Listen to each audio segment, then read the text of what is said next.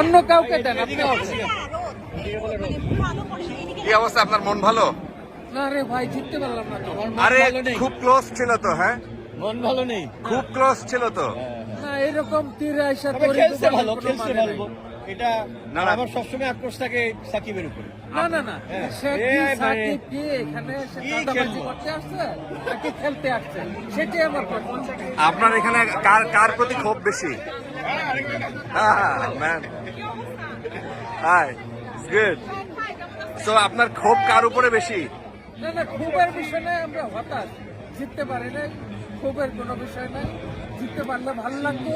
এরপরও বিশ্ব দরবারে বাংলাদেশের পতাকা উড়াইতেছে আমরা। আপনার এক্সপেকটেশন কার প্রতি ছিল বেশি, যে কে আজকে খেলবে? আসলে আমাদের ভাগ্য। সাকিবের প্রতি এক্সপেকটেশন ছিল, সে ফর্মার ওয়ার্ল্ড চ্যাম্পিয়ন, সে কিন্তু সে